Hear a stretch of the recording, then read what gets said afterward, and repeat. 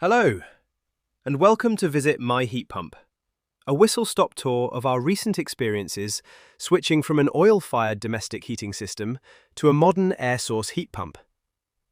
My name is Dave Pollington, and I have used my inquisitive background in engineering to put together a journey covering off the choices we made, our installation experiences, both how this technology works and what we have to do on a daily basis to manage it, and finally, a reflection on whether we feel we made a smart move in adopting this new, more environmentally friendly technology.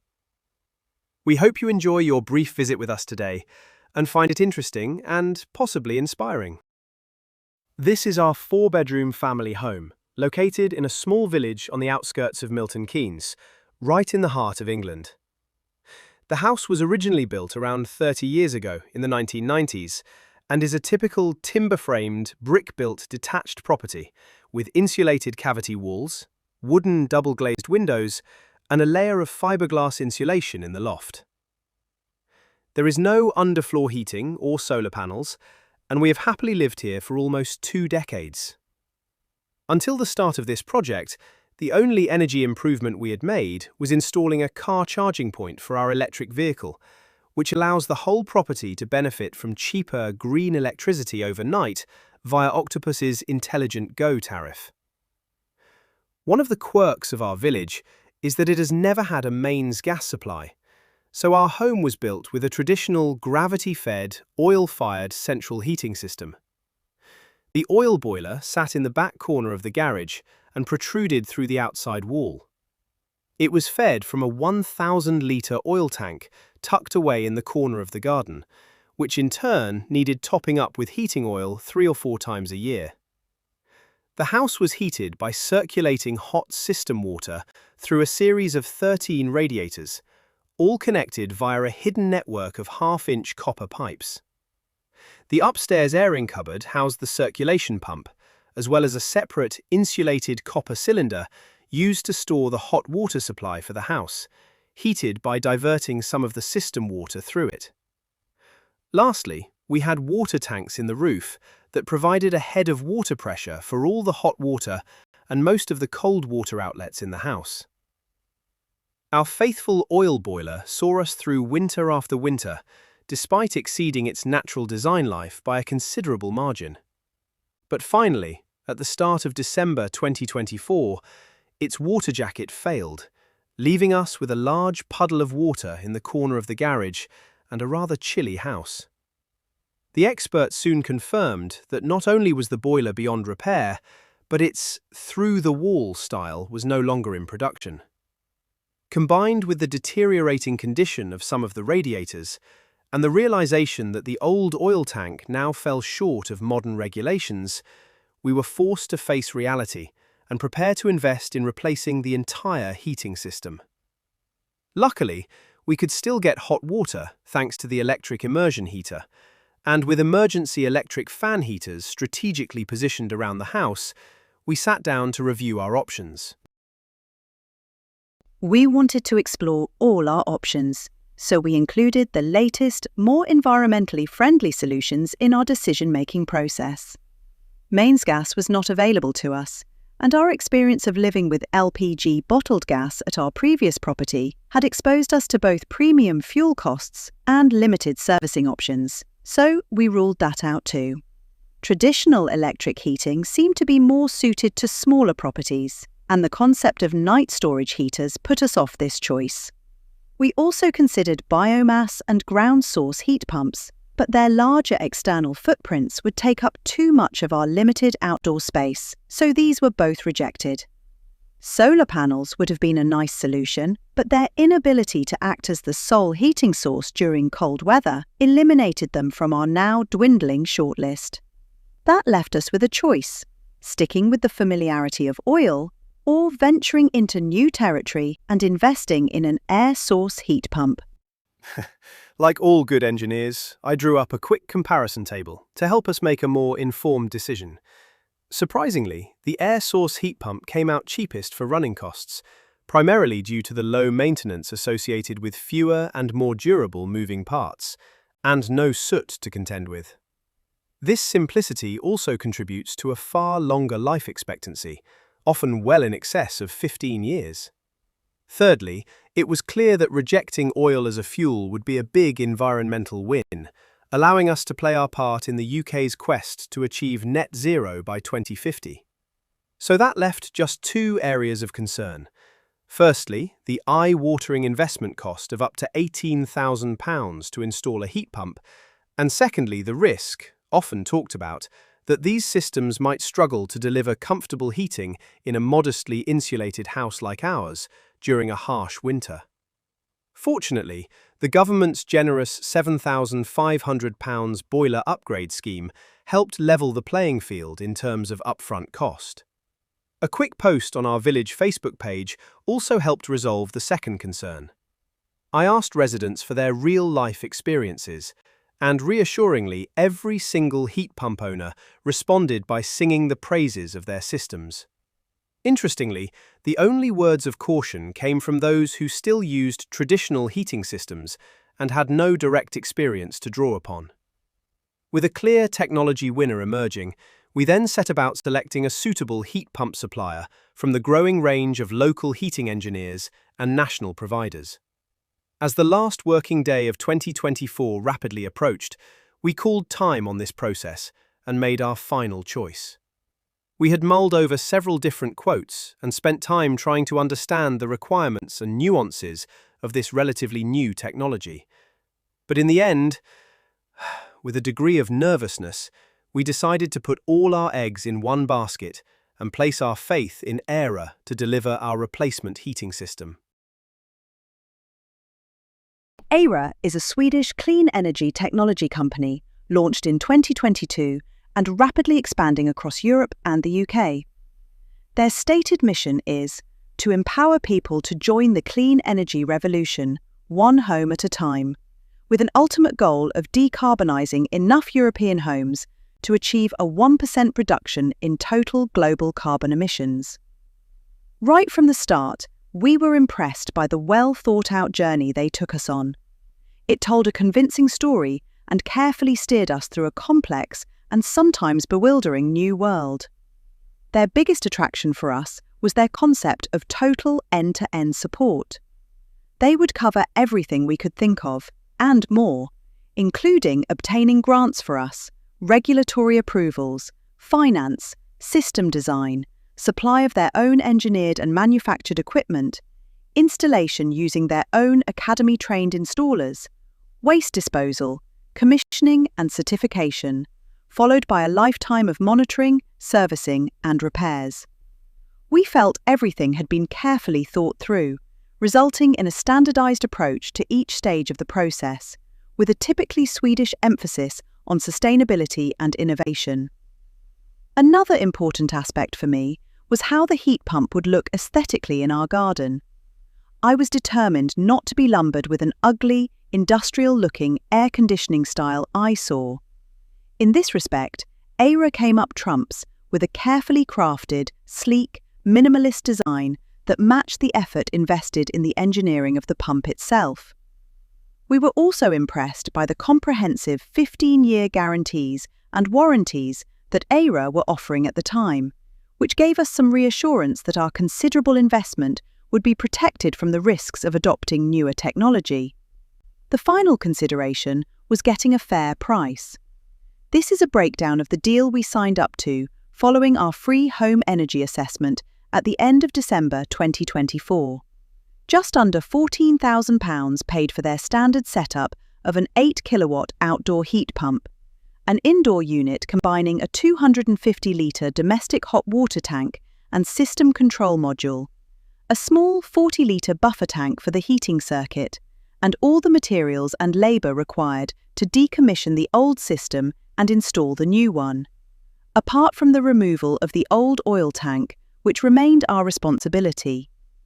A further £2,000 covered the replacement of all 13 radiators with larger, more modern models, together with an agreement to reuse the existing half-inch copper pipework from our old system to minimise disruption to the fabric of the house.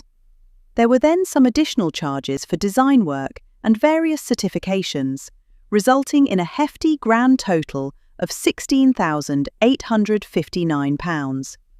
However, this covered everything, including all warranties and the provision of a favourable finance package that meant we had nothing to pay up front. Then came the reductions, the generous government grant, various sales incentives from Aira, a contribution towards radiator costs triggered by the price lock guarantee, as our final design required more modifications than Aira had originally allowed for, and finally, the saving from not having to pay the normal 20% VAT, as heat pumps are classed as energy-saving materials. So the final total came down to a much more affordable £6,909, which we felt was a fair price to pay. We now fast forward 12 working weeks to the end of March 2025 and the start of our installation. We deliberately delayed things for a couple of months to give ourselves time to properly clear sufficient space in both the garage and the rather cluttered loft. This ensured the engineers had room to work, store materials, and access the existing pipe runs into the house. During this period, we signed off our final system design, received confirmation that all grants and finance were in place, and arranged for the safe removal of our old oil tank. First thing on Monday morning, our merry band of 4 engineers arrived and immediately hit the ground running on a busy 5-day schedule. The old boiler was quickly decommissioned and removed, followed by the radiators and water storage tanks. Thankfully, the existing hot water system remained operational until later in the week, so we still had access to hot water and showers each day, a very welcome surprise. 2 of the engineers, Aira and Shauna, began the lengthy task of installing the new radiators. They carefully protected our carpets and made precise above-floor adjustments to the existing pipework to accommodate the slightly larger units. This neat and tidy approach avoided any disruption to the fabric of the house, and after a quick lick of paint, the changes are now virtually unnoticeable. Meanwhile, Kishore started work on the electrics, while John, our enthusiastic team leader, took charge of installing the outdoor heat pump. John also invested a great deal of time keeping us informed and reassured throughout the week, which made a real difference to the overall experience. Next came the indoor unit, a substantial piece of equipment that slotted neatly into the space we had prepared on the back wall of the garage. The remaining components, including the buffer tank, circulation pump, and the red and blue expansion vessels for the pressurized heating system, were all cleverly hidden away in the garage loft. John then set about what can only be described as a work of art, neatly routing and connecting the network of new pipework required to bring everything together. By the end of day 4, the final parts of the old system had been removed, the new electrics were installed and connected to our Octopus green electricity supply, and all pipework had been lagged and prepared for use. The heat pump had already begun warming the system water, circulating it via the indoor unit and into the buffer tank. We were now ready for the final day of commissioning and sign-off, including my crash course in how to operate the system, which turned out to be refreshingly straightforward. Once the previous copper heating circuit had been thoroughly flushed and connected to the buffer tank, the new circulation pump was activated, and the process of gradually heating the house and balancing the system began. Domestic hot water is now supplied via the large 250-litre tank within the garage's indoor unit, with heat from the air pump periodically transferred to maintain temperature. Integrating this into the existing plumbing required only a couple of new plastic pipes to be run from the airing cupboard back to the garage. This involved lifting a few floorboards on the landing and in one bedroom, but once everything was reinstated, there was no visible sign of the work.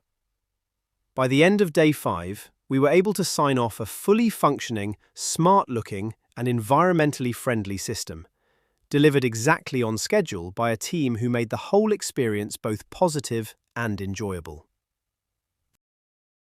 This is our new outdoor heat pump, proudly flanked by Aira and John just before their departure on Friday afternoon. Inside the garage, we have the indoor unit, along with the expansion vessels, buffer tank, and circulation pump, all neatly installed and supported by a new, dedicated fuse box. We also have a smartphone app that allows us to monitor and control the system. Inside the house, we've refreshed and carpeted the now redundant airing cupboard, creating some really useful additional storage space. We also have 13 new radiators throughout the home, and a modern, touch-sensitive thermostat in the hallway to control everything day to day. By the end of this installation week, the only remaining sign of the work was a neatly stacked pile of waste materials, which were promptly collected the following week. Shortly afterwards, we received all our certification paperwork and officially became proud air source heat pump owners. As a final touch, we were informed that a tree had been planted somewhere in the world as part of the installation, a fitting and satisfying conclusion to a great overall experience. So how does our air source heat pump actually work? This first part is a quick, high-level overview. On one side, we have free, fresh air. On the other, our circulating central heating water. The heat pump acts like a magic sponge, absorbing heat energy from the incoming air, which means the air blown back out feels noticeably colder. On the other side, it squeezes that absorbed heat into the central heating water, gradually warming it up. And that's essentially it. To keep this continuous cycle of absorbing and squeezing going, the system uses electricity. But here's the key point. For every unit of electricity used, the heat pump moves around 4.7 units of heat energy into the home. Compare that to our old oil boiler. To achieve the same heat output, we'd need to burn over 5 units of oil. So yes, the heat pump is far more efficient. However, electricity is roughly 4 times more expensive per unit than oil, so the financial savings are more modest, but the environmental benefits are significant. Now for a slightly deeper dive into the engineering. Our magic sponge is actually a large bottle of refrigerant called R290, essentially a refined form of propane. The good news is that it's far more environmentally friendly than older refrigerants. It has zero ozone depletion potential, ODP, and a global warming potential, GWP, of just 3, compared to thousands for traditional refrigerants. It is flammable, but it's safely contained within a sealed system, with strict safety standards around installation and operation. So let's look under the bonnet. We begin with R290 as a cold liquid circulating through the outdoor unit. A fan pulls in fresh air and passes it over the refrigerant. Heat naturally flows from the warmer air into the colder refrigerant. That's the second law of thermodynamics in action. To maximize how much heat is absorbed, the system carefully controls the pressure so that the refrigerant boils at just below the outdoor temperature. As it boils and turns into a gas, it absorbs much larger amounts of heat. This is what's known as latent heat of vaporization. And here's the clever bit. By reducing the pressure, the boiling point of R290 can drop to very low temperatures. That's why the system can still extract heat even when it's as cold as -25 degrees outside. This stage is called evaporation, where heat is captured from the air. Now we need to get that heat into the house, and this is where the condensation stage comes in. At this point, the refrigerant is a gas, but it's not quite hot enough yet. So the system compresses it. And when you compress a gas, its temperature rises. That's Gay-Lussac's law. Now we've got a hot, energy-rich gas. Because it's hotter than the central heating water, heat naturally flows into the water, once again following the second law of thermodynamics. As it gives up that heat, the refrigerant cools down and condenses back into a liquid, which is where this stage gets its name. The liquid then passes through an electronic expansion valve, which drops the pressure and temperature, ready to start the cycle all over again. The system is constantly adjusting this valve to match outdoor conditions and keep everything running as efficiently as possible. And this is why heat pumps work best when they run continuously, rather than stopping and starting. Now, all of that clever engineering still needs energy to drive it. Most of the electricity used goes into the compressor. The bigger the temperature difference between the outside air and the heating water, the harder the compressor has to work, which reduces efficiency. For example, when the average outdoor temperature is a chilly 4 degrees in January, we see a COP of about 3.7. But in October, when it's closer to 11 degrees, that improves to around 4.9. We can't control the weather, but we can control how hot we ask the heating water to be. And that's where we need to take a slightly different approach to how we heat our homes. To illustrate this different approach, it's worth thinking back to the childhood fable of the tortoise and the hare. You'll remember the story. The hare was fast, aggressive, and convinced he would win. But in the end, it was the tortoise, with a slower, steadier approach, who crossed the finish line first. In our case, the finish line is simple: a cozy home at 21 degrees and plenty of hot water for showers at around 43 degrees. Our old oil boiler was very much the hare. It would roar into life whenever we wanted to warm up a cold house, pushing out high temperatures around 60 degrees for hot water and 70 degrees for heating, and then constantly switching on and off to maintain that temperature. It was fast, but very reactive. The heat pump, on the other hand, is the tortoise. It works in a completely different way. The heat it delivers is gentle, constant, and predictive, running quietly in the background 24 hours a day. Instead of reacting after the house cools down, it anticipates heat loss and adjusts in advance. And the result is quite surprising.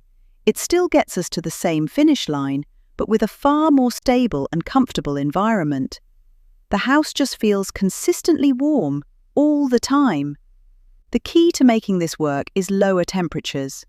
For hot water, we now use a larger 250-litre tank, stored at around 50 degrees instead of 60. Because we're mixing in less cold water at the tap, we still get exactly the same shower experience. There is a potential risk with storing water at lower temperatures, Legionella, but the system automatically takes care of this. Every couple of weeks, it briefly boosts the temperature using a small electric immersion heater to safely eliminate any risk. For central heating, the approach is more scientific. As part of the installation, the engineers carried out a detailed heat loss survey of the house. They calculated how much heat each room would lose on a typical cold day, in our case, minus 3.4 degrees outside, and designed the system to match that demand. That determines everything: the size of the heat pump, the radiators, the flow rates, and most importantly, the temperature of the heating water. For us, that came out at just 46 degrees, significantly lower than the 70 degrees we used to run with oil. So the new way of thinking is quite simple. Instead of blasting heat into the house and letting it cool down, we now pick a comfortable temperature and let the system gently maintain it. And once you get used to that approach, you stop thinking about heating altogether. It just quietly does its job. Before we move on, we should quickly mention the defrost cycle. Particularly on cold, damp days, ice can build up on the outdoor unit and prevent it from working efficiently. The system detects this and briefly goes into reverse, using heat from the central heating water in the buffer tank to quickly melt the ice. The first time people see the resulting billowing clouds of steam pouring out of the heat pump, it can be a bit alarming. but you soon realize it's just part of the clever engineering behind the system. So now, on to one of the most common questions. How noisy is it? Rather than try to describe it, it's easier to just let you hear it.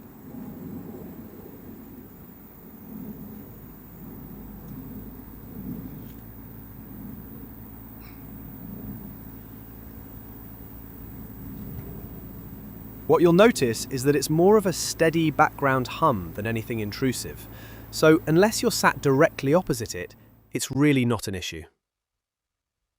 So that's the noise taken care of, but what's it like to operate day to day? To answer that, let's take a quick look at our indoor unit in the garage. The bulk of the unit is taken up by the 250 litres of domestic hot water, but in the top section, hidden behind the casing, is a mass of electronics that forms the brain of the system. It's constantly measuring and controlling over 100 different data points, using a set of dynamic rules and processes to run everything automatically, something Aira calls Aira intelligence. As it gathers data about how our house behaves, it continuously refines its decisions to improve efficiency over time. The system is also connected to the internet via our home Wi-Fi, which allows Aira engineers to remotely monitor performance. If anything unusual is detected, the system can alert them straight away, often before we even realize there's an issue. From a user point of view, it's very simple. We have a touch-sensitive thermostat in the hallway, which shows the current temperature and lets us adjust the target or boost the hot water if needed. We also have an interactive phone app, which connects via the cloud, so we can check in on the system when we're away from home. It gives us useful information like performance, energy usage, and status updates, and also lets us set the parameters we want the system to run within. Now, some of the more technically minded users might find it a bit frustrating that you can't access all the raw data or fine-tune every setting. But for most people, that simplicity is actually a big advantage. It just works, without needing to get involved. And as you might expect from the Swedes, they've even thought about what happens if the Wi-Fi goes down. The app can switch to Bluetooth when you're nearby, and the system itself can fall back to a cellular connection if needed. So, in answer to the question, is it easy to operate? For us, it's a very straightforward 5 stars. So, it's time to conclude today's visit with a reflection on our experience 1 year on from the system first being commissioned. As you've probably already picked up, we're huge fans of our new heating system. After a bit of experimentation, we found that a steady 20 degrees gives us the perfect level of comfort. More recently, a software update has allowed us to introduce a gentle drop of a degree or two overnight, followed by a gradual recovery during the day, and we think that works even better. Even on the coldest days of the year, it delivers exactly what we need. The house is always warm, and as a bonus, things like washing now dry surprisingly quickly indoors, which we didn't really expect. So for heating, it's a full 5 stars from us. Hot water has been just as good. We've never run out, even with a full house over Christmas. The water pressure is significantly better than our old gravity-fed system, and we now enjoy the luxury of hot water being available whenever we need it. So that's another 5 stars.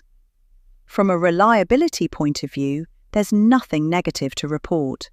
Since the installation team left, we haven't needed any on-site support at all, and our first routine inspection isn't due until next year. The only issue we've had was actually unrelated to the heat pump. With mains pressure now feeding the whole house, our old ensuite shower couldn't cope and failed earlier than expected, so we replaced it.